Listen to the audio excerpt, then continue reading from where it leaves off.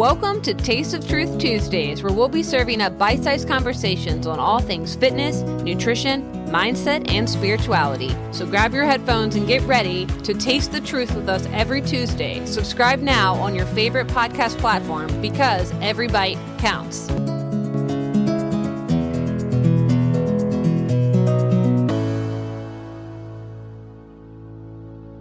Hey, welcome back to Taste of Truth Tuesday, everybody. This week, I'm thrilled to introduce you to my friend Theresa Piela, who is a powerhouse in the world of holistic healing. The founder of Living Roots Wellness, she focuses on nutrition, EFT brain rewiring, and brings a wealth of knowledge and personal experience to the table. She specializes in some of the most complex and challenging cases. Think trauma, chronic illnesses, gut disorders, and more. Theresa has dedicated her life to helping those who feel stuck, lost, and disconnected from joy. I thought her work would be so perfect for those of us in the deconstruction space. Her innovative approach, blending pro-metabolic nutrition, nervous system regulation, and brain rewiring techniques, helps empower all of us to reclaim our vitality and heal from the inside out. And her story is one of resilience, creativity, and finding beauty in the most unexpected places. And I cannot wait for you to get to know her. It brings tears to my eyes. And without any further ado, let's kick it off. All right, everybody, we are here with my dear friend Theresa, and I'm tickled pink for this episode. And I would love it if you just kick it off with introducing yourself, share anything you'd like about your journey, and what is the best way for the listeners to find you if they want to learn more about what you're up to. Yeah, thank you for asking. I am Theresa Piela. Right now, I always change the way I introduce myself, but just to keep it simple for people that are listening, I am an EFT practitioner, focusing primarily on those with complicated histories of trauma, chronic illness, and starting to help them reincorporate a sense of wholeness, especially if they've experienced not only trauma from being sick, but the experiences that brings up within relationships, how they see themselves, how they see the world, and starting to really, in the simplest way, create a sense of safety in their nervous system so that they can start to engage with the world again in a way that feels ideal to them. So it's really just about unraveling and dissolving so many of the layers of dysfunction that can twist us into humans that I'd say become unrecognizable to ourselves in a lot of ways, and really starting to shift that slowly and give people a chance to integrate and let them choose who they want to be. You know, I'm not going to tell anyone this is how to heal your trauma. This is how to heal your gut, because I also believe there's a unique path for everyone. And while we have these people and tools and protocols to maybe get inspired by and to lean on, ultimately it's going to be such a unique path for everyone. And I see people, really pulling and picking and choosing and finding what works, but it's, there's no such thing as a cookie cutter approach. Otherwise, we'd probably all be very well. And that's not the case. I mean, I see so many people who are deeply hurting and so confused and tossed about and so disconnected from their intuition and their own truth. And it's kind of bringing that back online so that they don't have to get flooded and thrown around with all of the overwhelming and conflicting information. So yeah, if people are interested in that type of work, they can find me at Living Roots Wellness on Instagram. I'm most active there, Theresa at livingrootswellness.com. And I really emphasize one-on-one work for people that want to do more of a deep dive into what's going on with them. But I'm also a huge proponent of group work. And there's a lot of research to be in support of how we heal in connection, in relationship, because a lot of these wounds and a lot of these traumatic reactions happen in relationship. So a lot of the healing can come through learning to trust again and learning to be around people that can see your wholeness despite what you've been through, despite what you may have done or said or experienced, and finding really a sense of trust and safety in that. So yeah, it's always evolving. I'm continuing to learn more. I'm continuing to question some of the things that I used to recommend, some of the protocols I've done, some of the treatments I've done and used to believe in. And now I really, like we were touching on before, I see so much beauty in this gray zone of curiosity, of openness, of experimentation, of continual growth. till the day we die, we have this opportunity to evolve and grow and blossom and help one another. And that, I would say, that requires keeping an open mind, because we'll always need different things and different tools at different phases and seasons of life. And it's to our advantage to stay open to that, to see what gifts might arise when we're not closed off to it. So is that pretty obscure? Is that No, it was well said. It was so well said. I think the symptoms that folks might find themselves exhibiting with CPSD, complex PTSD, or just PTSD or dysregulated nervous system will feel like it does not match their heart. And they might be saying and doing and acting in ways that doesn't actually match with who they thought they were. And that's kind of what you were saying. And so that's something that I can deeply relate to. I know my husband who deals with feelings like that, he will we're like feel this disconnect, and it's very disconcerting. And so that's, I have done, your group calls, I've done the one-on-one work, and I can attest to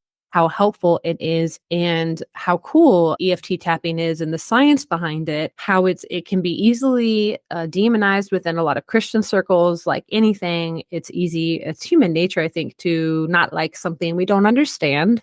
So we'll find some compassion there, but curiosity cures that dogmatic kind of nailing ourselves in a hole type of thing. And that's what you were just saying is, any practitioner will do that. I mean, I've been a personal trainer for 21 years. So yeah, if I'm doing the same thing, I don't really know if that works, because everything has changed in 20 years, right? So I love to hear that you're, that's the whole point of Taste of Truth Tuesdays, is to stay curious, to maintain skepticism, but also with self-compassion and loving and grace, because we're all on this journey together. And so, before we move on to the main topics, I just have to say that, if someone first meets you or picks up on your content, they might not be able to relate to where you are or how you got here, or like how fuzzy wuzzy you are. Cause I know you speak on that, but I know you not as personal as I'd like to be your bestie and like hang out where you live and, eat food with you and play with the cat. But I do know your journey, and just, it wasn't even that long ago, 2019, right? When you were in the dumps. So would you mind sharing a little bit, just so folks can really understand,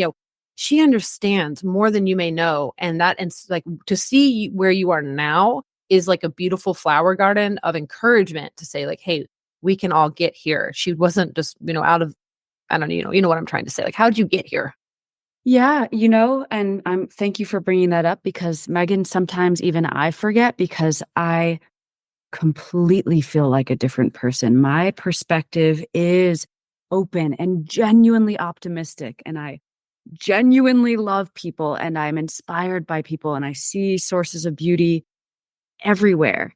But if you met me back in 2019, I was 79 pounds, basically on my deathbed. My doctors were so scared because of the threat of organ failure, because I was that sick, that I was being offered tube feeding through the heart just to keep my physical body alive. And it was a kind of gradual decline to that place, but I've basically had chronic Lyme probably for most of my life, but was not diagnosed until my senior year of college. And at the time, I was thrilled to have that diagnosis, because I thought, thank goodness, this explains the panic attacks I've been having. This explains the crazy insomnia and night sweats and wild bouts of chronic fatigue. This explains the bloating I've been feeling almost my entire life. This explains the derealization, the dissociation, the depersonalization. Thank goodness I finally have an answer. Little did I know that as I started down this more functional naturopathic approach of high doses of antibiotics and restrictive, quote, healing diets and supplements, enough to fill an entire purse with just to pair with my breakfast, that paired with more and more testing and testing and testing, what I didn't see happening until it was too late was that just being medicalized and basically turned into this guinea pig, not to mention the side effects of some of the treatments, I had become so fearful, so hypervigilant, basically living in what I see now as a more of like a PTSD state. I couldn't feel safe anywhere. I couldn't find safety in my body. I no longer knew how to relate to my friends and family members, because I was all of a sudden in this framework of I'm sick, must fix this. I have this disease, must fix this. And it wasn't just the Lyme. I think the more workups I got, the more terrified I became because I was diagnosed with heavy metal toxicity, mold toxicity, having all sorts of hormonal imbalances, osteoporosis, anxiety disorder with OCD tendencies. And it just kept stacking and stacking. Oh, all of a sudden I have a candida overgrowth. Oh, all of a sudden I have da da da da da. And I think a lot of our listeners might be able to relate to this. It's like you start to open the can and then boom, you're flooded with all of these layers of diagnoses, which the brain, I mean, no one wants to think that they're sick and broken. And I think the brain very innocently gets so afraid and that starts to become an identity. So 2019, I was kind of hanging on by dear life, trying protocols to feel better, doing these very intense treatments to hopefully rid the Lyme disease that I thought was what was really keeping me sick from my body, and just becoming so depleted, so weak from it. And by the time I got to 2019 and, could barely function, I wasn't working. My husband was completely concerned about me, ended up taking a medical leave from work just to make sure I would not kill myself. I was that fragile of a human. I reached this point where I realized, and kind of fuzzy at first, but I realized, oh my gosh, these treatments, if they would have worked, I would have found some results by now. It wasn't like, boom, all of a sudden I'm healthy and healed, but I had this deep understanding of if I am this sick physically and I can't will myself or manifest health, the only thing I can control is how I then relate to this. How can I find some grace and beauty while feeling, yes, honestly, very trapped in a very sickly and what I thought was like a soon to be dead body? It sounds really severe, but that's where I was at. And it almost freed me in a sense where I said, okay, I'm going to just really focus on the only thing I can control. I'm going to start focusing on what's going well and celebrating other people's happiness. Focus on the things that really are worthy of feeling grateful for right now. And maybe forget all of the rules and all the things that doctors have told me and all the suggestions and just take a break from the medical community for a bit and see what maybe calls to me that isn't driven by fear and I have to and do this or else you're going to get sicker, and start to open up to maybe other ideas that I haven't explored, because there's always something to explore, there's always something to try.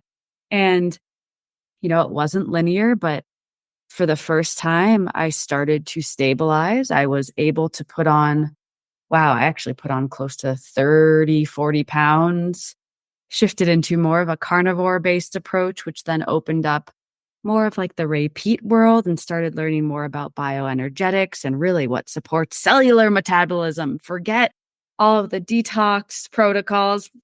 Just put that to the side for a bit.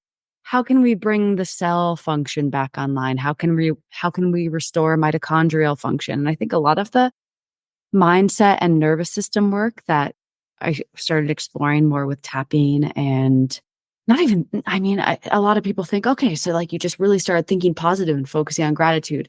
Not really. I started to have to unravel my really limiting subconscious beliefs, a lot of the traumatic loops that I was stuck in because I was so hypervigilant body-wise that any ache, any pain, any symptom in my GI tract would cause a full-blown, basically panic attack. So I had to learn how to step out of that and see my symptoms again with curiosity so that I wouldn't mount such a massive stress cascade, and then therefore allowing my body to be better primed to absorb the food I was taking in. So that leaves a lot out, but I would say that was kind of the catalyst to where I am now, which is I consider myself a very functional human. I don't feel held back by symptoms or all of the things that used to keep me just in this shell of isolation and constant doom. And really, I've shared about this too. I was at the point where I was ready to leave this world. I didn't I couldn't see any reason to stay if I was that sick. I had lost most of my friends. Many of my family members were even thinking, well, like, what's up with her? Is she we should probably stay away from her. There's something seriously wrong with her. Some Yeah. people accusing me of manifesting it. Some people saying I had bad karma. Other people saying I was making it up. It was a messy situation. So I'm really grateful for that because I think it actually really allowed me the chance to learn how to show up authentically no matter what other people thought. And the friends that have stuck with me through that very dark time have, I mean, they truly feel like angels to me. The people that were not judgmental and were just providing a mirror and could see the wholeness in me even when I could not. I'm so grateful. I do not think I would have been able to make it through without having people that really believed in me. And truly, I see that as making the difference for a lot of people. And it only takes one person, a friend, a partner, a really cool aunt, a grandparent, even, a teacher or a coach that really sees and believes in your ability to heal. That's all it takes. And time absolutely does the Yeah. rest. So You kind of borrow their belief if you don't have some of your own and kind of lean on that. And so what you were just breaking down is how stress impacts our bodies. And stress is not just what those big events might be. I mean, that is the stress loop. That is the thoughts mm, we're thinking, with BPD, we have a big issue with sensations and can tend towards the hypochondriac as well. And because we have a difficult time just feeling discomfort. And so any little thing like, oh God, like I was just talking to one of my friends, when I have like a pain in my boob, I'm like, I have cancer. It's like all doom. It's silly. And so the working through spiral. the spirals and maybe silly is like closer to like I'm working on my self-critic. So calling it silly might still be mean, but it's much better than what I used to call it. Like, oh, that's a silly thought. Like that's not true. Like it doesn't have to be true, working on that. And so that's what I wanted you to kind of help us break down is stress impact on the body, stress, how it causes sleep disruption, and some nutritional and lifestyle adjustments that we can do, and how EFT tapping can help manage the gut brain axis. Because I talk a lot about thyroid health and gut brain axis when it comes to long haulers and the Mhm. autonomic nervous system dysregulation that so many of us just went through with that. And so EFT was really helpful for me. So will you just kick it off with kind of breaking down, simplistically the 3 stages of stress, what those might look like in our daily lives, like how folks might really relate to what those 3 stages look like? Yeah. So at the simplest level, when we are swept away by a cascade of stress, normally it does start with a thought, but not always, because yes, I do understand firsthand, and I see it all the time that something like Lyme, something like a mold exposure, even just, the deodorant we've been wearing since middle school, these things can assault the nervous system and kind of hijack the brain in the sense of our more primal regions, known as the limbic system, gets kind of stuck on overdrive and it starts to perceive everything as a threat. And in that state, our immune system gets dysregulated, our digestive system becomes deranged. Even the junctions in the gut we find start to open. And of course, I mean, even just being in that stress state, our hormonal imbalance shifts towards one that creates more destruction and catabolism in the body. So we start to literally break ourselves down. And not to mention, I mean, the thymus gland that functions to really help regulate our immune system is one of the first glands to be basically gobbled up by stress. So it's almost like without even knowing it, we start to fall into this cycle of quick, rapid aging. We are breaking down faster than the body can repair. And of course, our body, which is always working on our side, tries to adapt, tries to do everything to keep our physical form functioning. And that means other things go by the wayside. So a lot of people, they'll start to notice they just don't feel as good. Before they even know that they're stressed, they'll start to notice, wow, maybe they start to have symptoms that we would call IBS, or their hair starts thinning, or they have trouble with maybe some situations that used to feel manageable and all of a sudden are completely overwhelming, quick to feel frustrated, quick to feel impatient.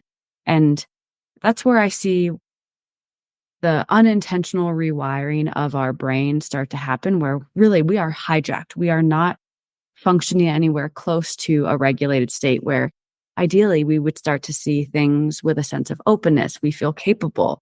In a more regulated state, we, I would say, are even kinder to ourselves. We have a more favorable view of others, even when, things are less than ideal. But people, depending on their history, fall into different stages of the stress response, which I know you mentioned. Some people, they might be more stuck in like a hyper vigilant, more fast paced. They can't relax. They can't sit still. They always kind of feel like they need to flee. They need to flight. They maybe get creepy crawly sensations from their body. And, they might find themselves unable to sleep, unable to wind down, unable to slow down enough to connect with a friend or, with a beautiful little kitten that wants to play and catch their attention.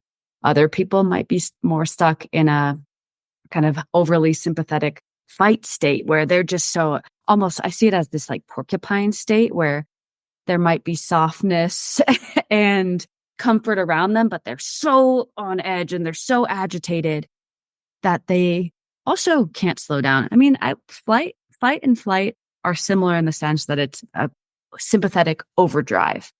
And then on the flip side of that, and it's more complicated than this, I'm trying to keep it kind of high level, but when people shift more into a collapsed state, and that can be after years of being on overdrive, they maybe start to feel dissociated. They start to feel extremely exhausted. They can't mobilize. They might start to find themselves, scrolling hunched over on their phone for hours, not because they like it, but because they are so stuck in a state of shutdown, collapse, freeze. And yes, there are blended states to this, but if we step back and kind of look what's happening, it's the body is simply responding to an overwhelming amount of stress in the best way it knows how. And with time, with insight, with practice, we can learn to recognize where we fall on that spectrum. And I didn't mention fawn. I think fawn actually is a little bit more complicated in terms of trauma and its impact on how we've learned to people please, how we've learned to abandon ourselves in order to stay safe, stay accepted, to fit in when deep down it has never felt right. So I think there are psychosocial impacts to all stages of the stress response. But if we can start to see where we're at, maybe what are some of the symptoms, we can also start to see the antidote to that. And hey there, I just want to pause the interview really quick for all my nerds out there who want some nitty-gritty details. So the 3 stages of stress are a part of the General Adaptation Syndrome, GAS, which was a concept developed by Hans Selye. And the 3 stages to describe how the body responds to stress over time are number 1, alarm stage. And this is the initial reaction to a stressor. That could be the fight or flight reaction, where we talk about that a lot in several of our episodes, which will lead to adrenaline and cortisol being released, increased heart rate, heightened alertness, bursts of energy, perhaps sweaty palms. And this is what prepares us to confront or flee. And if this stress continues, that's when we will shift into stage 2, which is known as the resistance stage. So here, the body is going to start to adapt to the ongoing stressor. So perhaps the outward signs of fight or flight response may have diminished, yet those stress hormones are still actually going to be in circulation. So during this stage, the body attempts to cope with the stress and maintain normal function, but it cannot sustain this indefinitely. And final stage, exhaustion stage. And that is where the stress is just for long periods of time. The body has been unable to adapt, and now we are in depleted stages. And this is where we can no longer maintain normal function. And this is where we'll see fatigue, depression, anxiety, weakened immune response, and even burnout. So fawning is a stress response, but it doesn't neatly fit into the traditional 3 stages of general adaptation syndrome, as she kind of mentioned, but it's the 4 F's of a trauma response: fight, flight, freeze, and fawn. Fawning is basically appeasing or placating others to avoid conflict and harm. So this response has been developed in folks who have experienced prolonged stress or trauma, particularly in abusive or controlling relationships. So instead of fighting, fleeing, or freezing, they may respond by trying to please the person or the situation causing the stress in order to de-escalate the threat and ensure their safety. People who come out of high control environments will often exhibit the fawning response, especially when they're navigating new environments and relationships, because of the high control experience, which was enforcing strict rules and a very strong hierarchy where questioning authority or expressing dissent would lead to punishment or ostracism. In these environments, we will often learn to suppress our own needs and opinions to avoid conflict and maintain favor with authority figures and the group.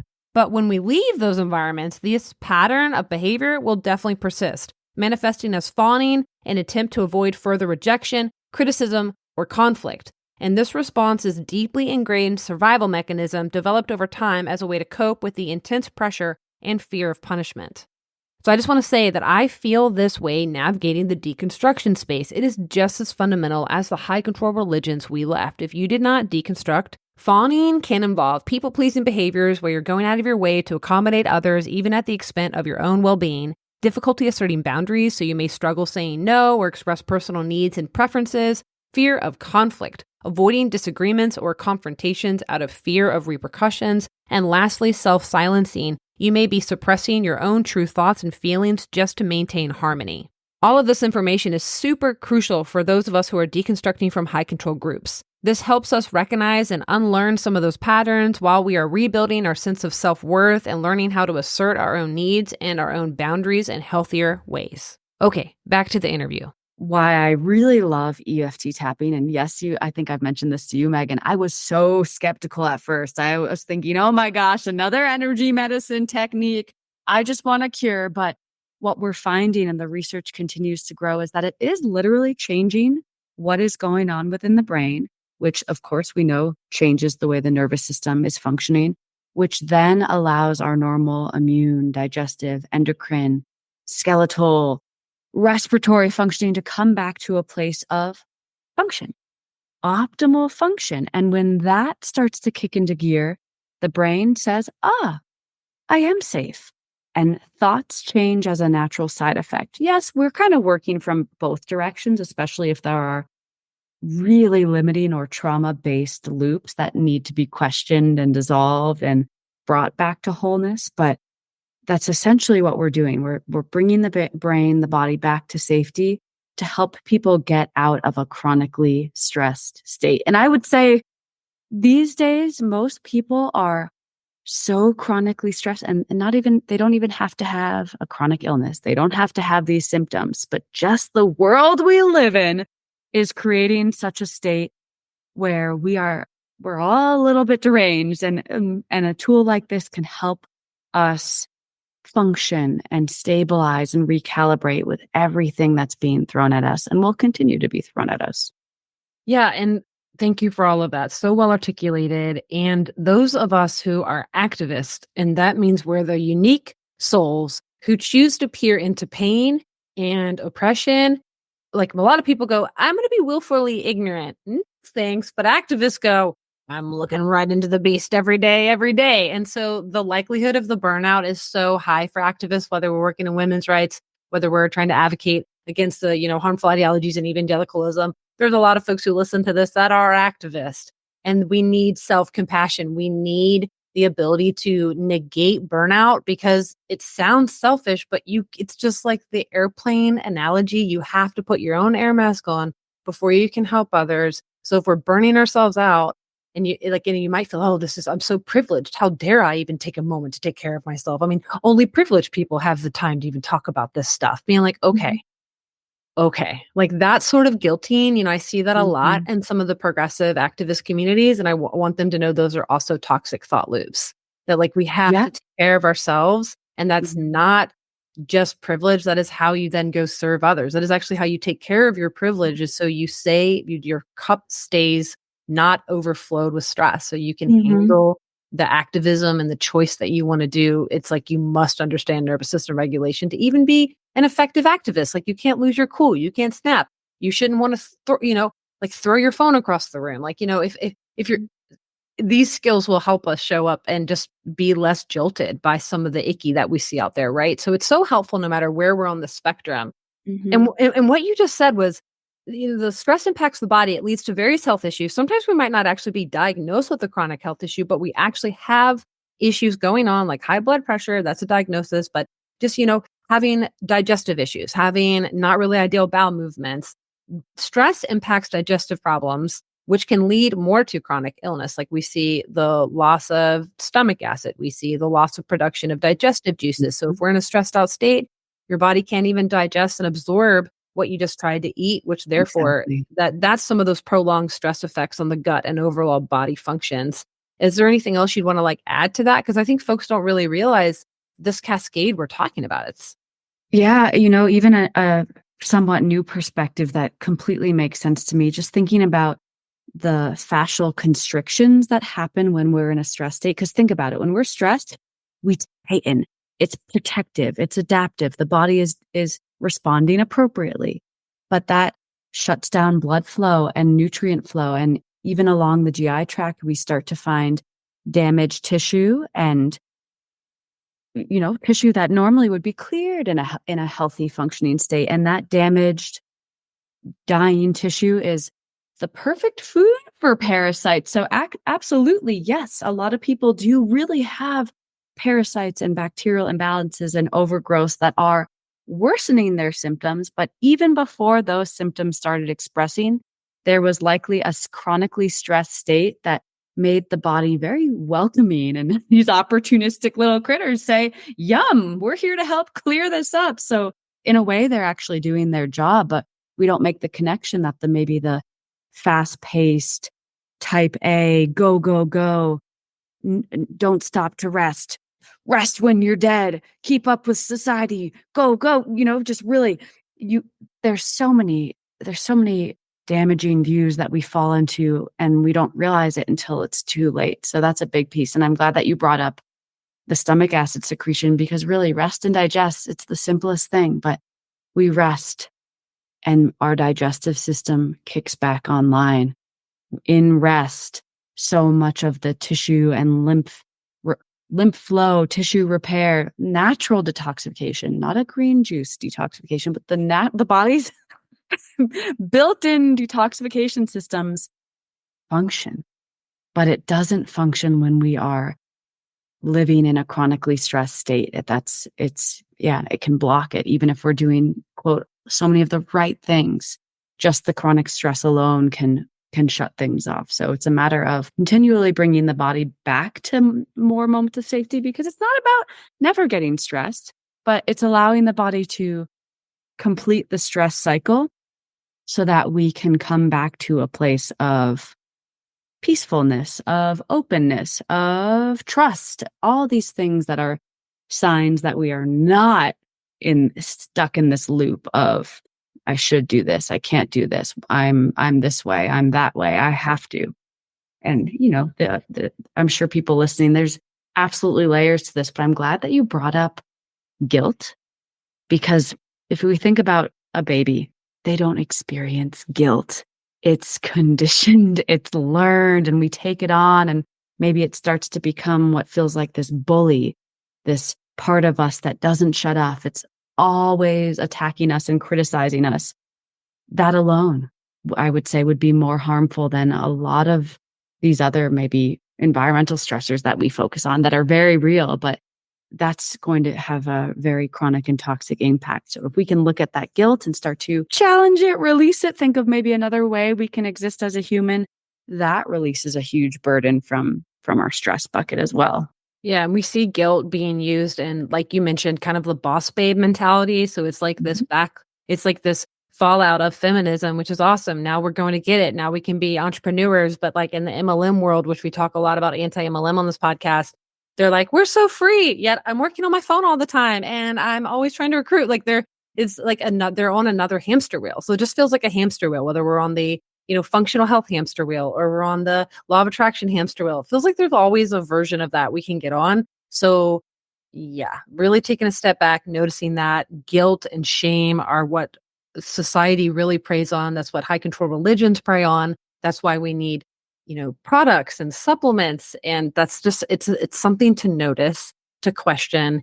And I think a radical form of self-acceptance is really the middle finger to all of that. Mhm. Be like, I'm giving myself self-acceptance, even though I also might want to change. I accept where I am right now. Exactly. And I mean, that's exactly it because some people think, oh, you just need to get rid of the guilt, get rid of the shame. My approach these days is really honor it, respect it, speak to it, and let it catapult you into wise action. Because, I mean, when you were speaking, I was thinking of a lot of the chronically ill people that I work with, myself included, when I was at my lowest point.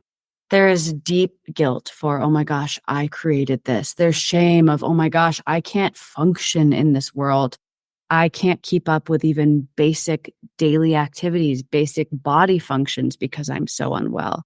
And when we start to really give that voice some compassion and really start to speak to those murkier thoughts with a sense of kindness, we realize they're not what we thought they were.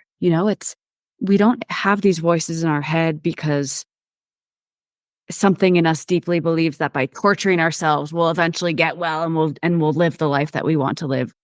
They're there because they're scared, traumatized parts of ourselves never received the love and support and understanding and acceptance that they've been begging for. So they kind of they wear this mask of the bully when in fact they are just waiting to be, like you said, accepted. And it's so amazing to watch these parts transform with time. And yes, again, I see it kind of happens faster with tapping. There are other modalities. I know a lot of people are familiar with EMDR, and it's kind of seen as the cousin of tapping in the same way that it is literally changing the brain's response to traumatic stimuli and triggers and memories. I'd say it works really well for specific memories. Yeah. People swear by it. I see tapping and more of the EFT work working better for limiting beliefs and fears and phobias and stories tied more to self-esteem and belonging and worth, and especially like what you were saying, the shoulds. I should be able to do this much. You know, I need to keep working at this pace because now I'm empowered, and this is how to be a badass boss bitch, whatever whatever people call themselves. But yeah, there's a lot of questioning that we get to do if we choose to, if we're ready, if we're open to it. There's no right way to do this either. It's not like Right. you get to a point of, boom, I've done enough tapping sessions and now I'm enlightened and I am the perfect human being. No, We I never still arrive. shit. Yep, We yes, never arrive. exactly. That's what I've been trying to tell my husband. We never arrive. That is a psyop. You're never going to arrive. Like those patterns might get smaller and smaller and fewer and far between when you see them, but they will always be there. So we have to accept all those parts of ourselves, the stinking thinking, the patterns that you see, kind of name them and tame them, if you will. But I've also moved a little past the name it and tame it and trying to claim it so much because Mhm. sometimes that's a little bit too much too. I've been working with Yeah. a therapist that specializes in DBT, dialectical behavior therapy. Where's that been all my life? And so Uh, before we move on to some of the more practical tips that I do want to talk about, and I want to talk a little bit more about EFT tapping, can we touch on how the role of stress hormones cause sleep disruption, like cortisol and adrenaline? We hear about those are kind of like hot words, and we've mentioned that. Like, so how do these hormones affect sleep? And if you want to add in just for funsies, those of us who are females, it can impact us differently at different phases of our cycle. Like I have more insomnia during my PMS phase. And so I try to be more on top of my B6, more on top of my progesterone to really help with some of that. Would you mind kind of elaborating on any of that aspect on what strategies we could help and because it feels like, God, I'm so stressed out and all I want to do is sleep. Oh crap, I can't sleep. It's like this yeah. vicious cycle. Can you touch on that a little bit? Absolutely. And I would say it's again another one of those very basic bodily functions. If we do not feel safe to relax because of a conversation we had, because of the pace at which we're moving, because we're under eating, because we are comparing ourselves or attacking ourselves throughout the day, because we're isolated, because we are doing things that we hate, but we feel like we should do, and that's the only way life is going to look when we are existing in such a way that creates these fluctuations and almost these spikes in cortisol and adrenaline and estrogen and histamine. I mean, if you look at the stress cascade, it's not just cortisol and adrenaline. It sets off it's almost like this waterfall of effects. But just to start there, I mean, this even in a in the most basic way, just under eating or eating in such a way like, starting the day with black coffee can kind of dysregulate the blood sugar in such a way that then we have these cortisol and adrenaline spikes that aren't just in that moment. They have these ripple effects, and it changes the way we're able to stabilize throughout the rest of the day.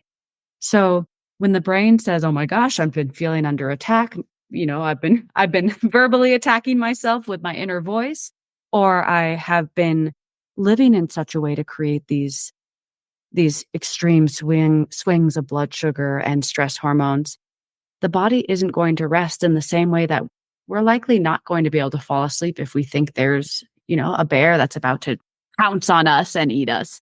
Same kind of thing. So the brain kind of stays in this more hypervigilant state. And I know some people are able to get maybe broken sleep, but even if they're waking up to pee at like 3 to 4 a.m., or they're waking up multiple times a night, or they're very light sleepers, that could be a sign that there is some kind of stress dysregulation, some nervous system dysregulation that's starting to really affect their sleep. And even recent research is showing that high amounts of serotonin, adrenaline, cortisol, very expected and common in states of PTSD, blocks the deep sleep and the REM sleep that's needed to actually reprogram some of these traumatic memories. So what happens in these individuals is that their brain never gets the cleansing, clearing effect, and the trauma stays alive, it stays real, and their body stays in this hypervigilant state. And it's such a catch-22, because the more those triggers stay alive, the less sleep they're going to get, the more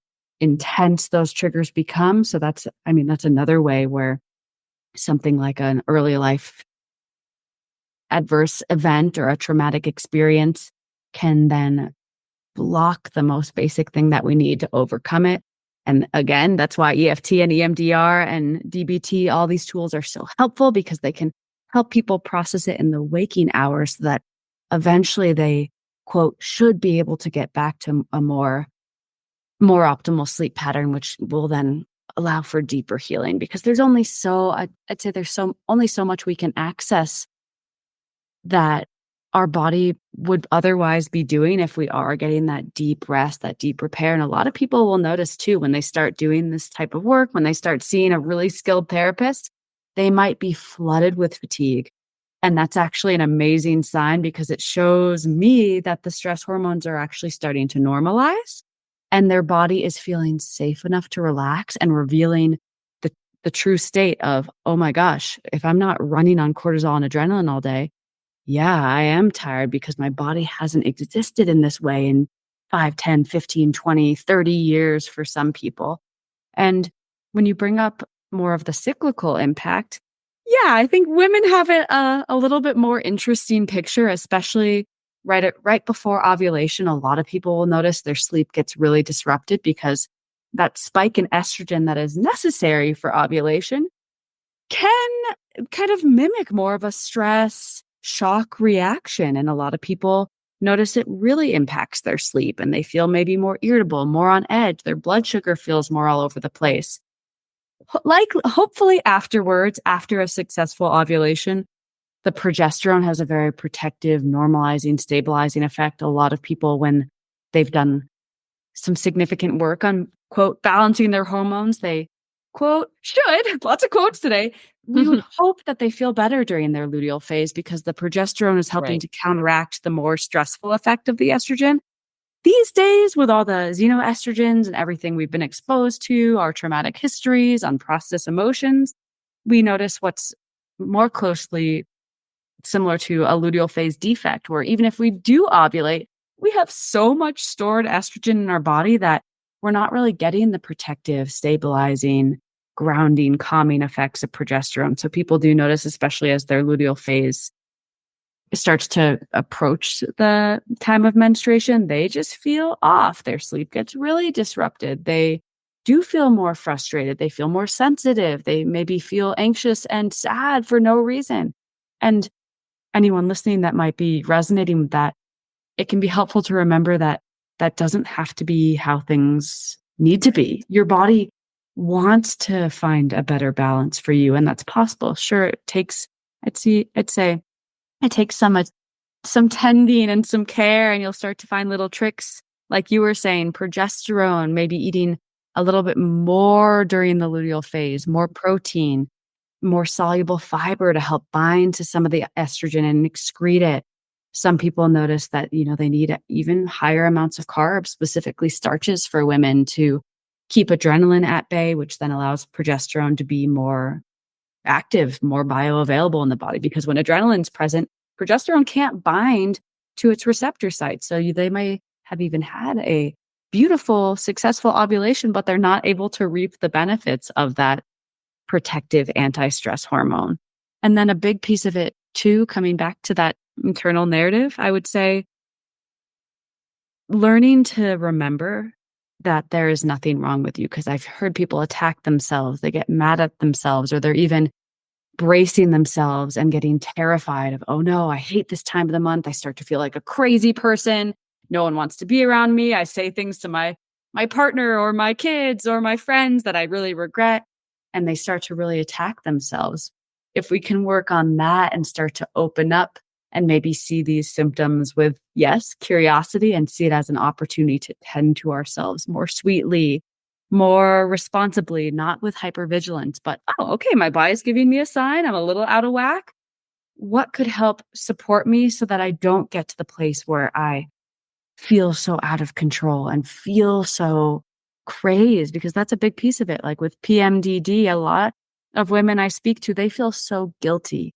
Back to the guilt. They feel so ashamed. They feel even upset that things and protocols are not working fast enough. And they're, starting to see the impact it's having on their loved ones.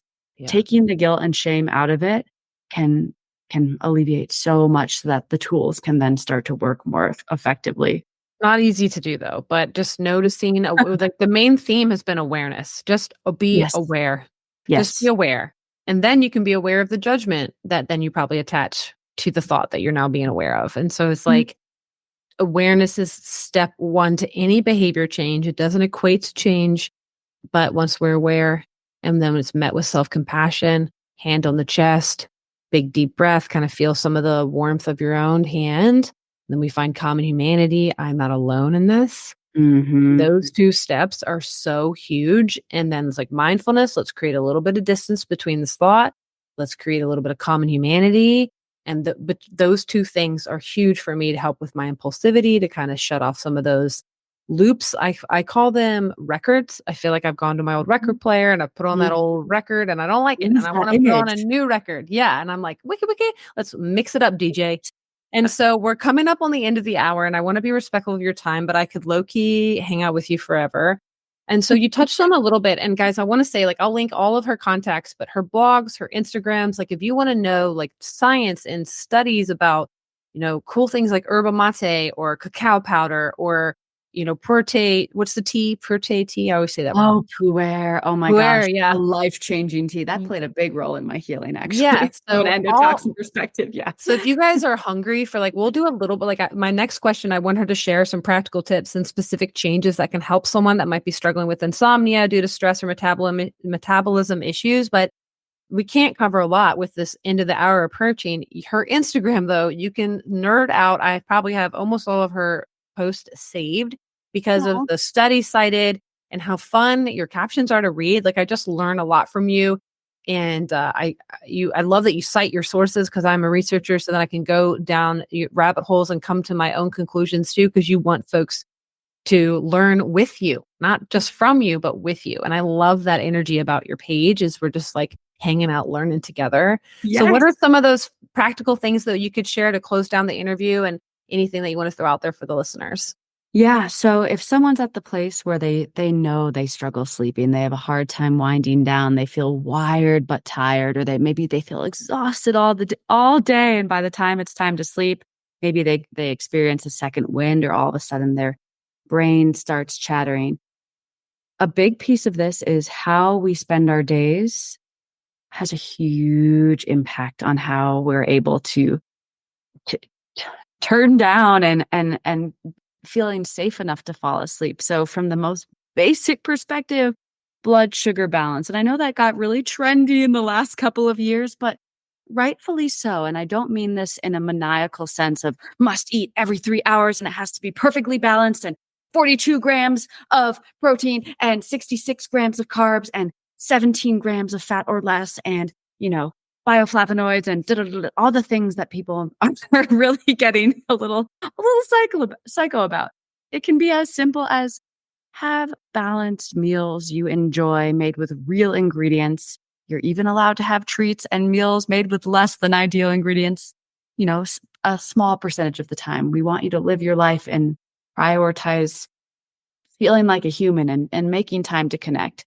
But really, balancing blood sugar throughout the day is going to be game changing. And a lot of women do notice they start to feel better with moderate to high amounts of protein. But there's nuance to this because a lot of people will notice too that if they have too much protein with dinner, it can have such an excitatory and insulinogenic effect, then that throws off their sleep. So there's a lot of self-experimentation to this, but that's a big one. And I would say some of the basics too that, are very Ray Peat pro-metabolic inspired, but have made a huge difference for me, but clients, throwing out the rules of when you should and should not eat.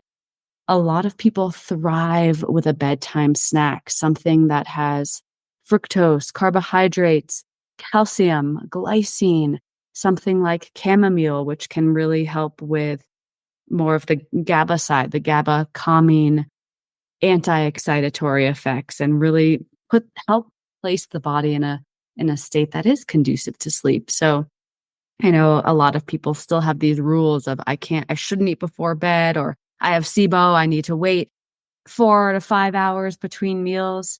See if you can gently put any rules to the side and start to tune into what your body might be asking for. And really I'd say people do better when they're feeling nourished, because that's a simple way on top of blood sugar balance to signal a sense of safety to the body when it's not starting to dip into low blood sugar territory. We're not having to release all the catecholamines to free the glycogen from the tissues. So really basic stuff. But I mean, I'm a big fan of tuning in, keeping track, and shifting things when you start to pay attention, because I also know people that could have, like a 8-ounce ribeye for dinner and they're good to go. And they find that really stabilizes them. They can sleep well. They don't really require a bedtime snack. Whereas someone else might do better with having, a moderate to large dinner around 7 p.m. and then another snack at like 9:30, 10, literally 10 minutes before getting into bed, which might scare some people because they're still reading, don't do that. You shouldn't eat before bed. Here's a study saying that actually a bedtime snack dysregulates sleep. I don't put too much weight on studies. I know you and I are both fans of the studies. Absolutely. I think it's kind of cool to see what we're finding, but you can find 20 studies that refutes a claim of another of one, of even something that's performed beautifully. And it's also helpful to remember a lot of these studies are done on men, or they're done on mice and rats, and they don't apply to you. I mean, even the role that trauma plays on blood sugar dysregulation, we have to keep that into consideration. But yeah, I think something salty and sweet, carbohydrate rich, easy to digest, throw in some gelatin or collagen or even glycine powder can really enhance the sleep enhancing effect. Like I'm a really big fan of Strauss ice cream, and then I mix in a couple heaping scoops of collagen. I add some salt. I maybe pair that with some chamomile tea on the side. Something like that where, it tastes good. The ingredients feel good to you. They digest well. And just notice how you feel and see what that does for you. So yeah, that's all really helpful tips. It's so important. That's like stay curious is the theme of this episode, I think. And yes. And like it's fun to learn from what works for others, and it's fun that like we love community and group aspects. We talked about how those can be healing, but we can also easily fall into the comparison games, and that's not part of the healing aspects at all. That can be some of that stinking thinking really easy. So it's, well, if she can heal, I can do it. If she can do it, I can do it. Those are what we want to see from others, but not if she's doing it that way, I need to do it that way. That's not the same motive. And, a bedtime snack is definitely hard for a lot of folks in diet culture, fitness world, Yes. bodybuilder world to wrap their brain around. And I still struggle a lot. I wake up, and I will close this interview, but I wanted to share some personal experiences. Like I notice like my body is when I wake up in the middle of the night hungry often, even though I'm trying to do better about eating and I don't, and even a bedtime snack, but I'll be mad. I'm like, but I did a bedtime snack, but I did these things and it'll still Mhm. happen. And I notice how I'm like really working on this, being like how mad I am at myself because I have to get out of bed and I live on kefir drinks, like going through deconstruction and going through leaving a cult. I mean, my appetite has been, and parosmia, the smell and taste issue. Like I still have a lot of issues with eating. And Yeah. so, so I just have to like not catch that stinking thinking, like you said, catch that voice. I'm like, or if I feel tight in my hips, I'm like, oh, I'm so annoyed. I have to stretch. And I'm like, whoa, like you love your hips. It's like really interesting. So I just want to throw out there, listeners, like it is not easy when your body has demands and you have to pause what you're Mhm. doing. You have to pause your busy day. You have to stop doing what you're doing to get on the foam roller and stretch or to make a snack. Like, but we have to kind of stop and check, like, wow, like, why do I feel that way about taking care of myself? Like, where did that come from? And where did I learn that? And those are part of some of the curiosity and the questioning, like, is this really serving me? Can I choose a more empowered way to think, a more empowered way to approach this? Because golly day, that is the shift that you said in the beginning of like when you realize where you were, what we do have control over, the long list of what we don't have control over, and just really understanding that. So I really appreciate this conversation and your friendship. And we'll link everything we spoke of, like some of the, chamomile stuff. I love that. And gummies and some gummy recipes, Yes, stuff I that you forgot have. that. Yeah, that's another Yeah. amazing Yeah. bedtime snack. Yeah. With ice cream as well if people Darn need something a tootin'. little heftier, so Yeah. yeah. Yeah. So is there anything you want to add as we're about to close it down or feel like we touched base on everything? Well, I agree, Megan. I feel like we could keep talking and really exploring more of the depth of some of these conversations, but the curiosity, the compassion, because you keep you beautifully emphasize some of the points that I try to make, and sometimes I feel like I still get distracted by my own thoughts, but even as something as simple as noticing, wow, I'm really frustrated. I'm really angry. I'm awake right now. And that voice starts going and going and going. If we can see that voice as an opportunity to actually honor and work with our experience, and we know we don't have to get mad at that voice for existing, and we can start to say, okay, yeah, I understand why you're frustrated. This trying to be healthy in this toxic world takes a lot of work and it takes a lot of time and care. Thank you for showing me that I value my health. And, sometimes I'm allowed to be frustrated because, okay, that's where I'll end this. We are allowed to be frustrated. We're allowed to be angry. We're allowed to feel down. We're allowed to feel sad. We are human. We are not supposed to just be these euphoric beings all the time. And I know you've even said this to me, sometimes it can feel annoying, like, wow, she was always, I remember you mentioned this to me, like, it felt annoying that you were always so happy, but I want to share that that's not true. Not even close to true. And that's not the goal either. We want to make space to be fully human and work with whatever is coming up with the same level of care and respect, no matter how frustrating or annoying a certain emotion or symptom might be. It's always an opportunity to learn to be really, yeah, just respectful to our experience and respectful to ourselves. And it's amazing to watch how things start to shift when all we have to do is an honor and acknowledge and really speak to them almost like we're speaking to a child. I hear you're frustrated. Okay, let's go get some kefir. I Yeah. know we'll be back in bed before you know it. It's like, we're That is really the voice it needs. And like you do a great job actually articulating keeping the balance. It's more about how we can perceive when we're stuck in chronic health and we have that stinking thinking lens. And because in closing, I remember you talking about this flipping the switch because I struggled so much with insomnia and my PMDD and my chronic health issues of the last couple of years. And you would say, I was just talking on your stories about like how you were going to paint or draw, or you're like, okay, fine, we're awake. I remember you yes, mentioned something like that. And that yes, was you flipping the script and like, all right, we're awake then. What are we going to do right now exactly. then? And so I think you do a great job making sure that you are very authentic in your experiences. And that, I don't know how many years ago that was, maybe 3 years ago, but I still remember that. And so this like you're so vibrant and authentic in how you share it sticks with folks. And so you do have a great balance. I think our perception can be that stinking thinking. And I wanted to throw that out there. If other folks who are on their chronic health journey are in the darker phase, they might see someone who's frolicking and running and on their other end of their, like a farther away part of their health journey being like, what the kale? But it's like, it's okay you feel that way. We wanted to end, it's okay you feel that way and hold that truth, love that truth, and look to us as loving sisters who also are with you holding that frustration so much you might not even realize. And with that, we'll close the call. You guys check the show notes for all things included, and we look forward to maybe having her back, right? I would love that. Yeah. Yeah. And that's all I have for you today, folks. Thanks again for listening. For next week, we've got an interview with my dear friend Brandy, and we're going to be talking about MLMs, also known as commercial cults. You're not going to want to miss it. And then we'll have our interview with Catherine Spearing from the Uncertain podcast, who works with Tears of Eden and spiritual abuse recovery. And I think that might be one of the last episodes we will have for season 2. So thanks for hanging in with me. Can't wait to hear your thoughts about all of the episodes we've covered. Feel free to send me a private message, an email, find me on Pinterest. I'd love to hear from you. Do you know we have listeners from 17 countries?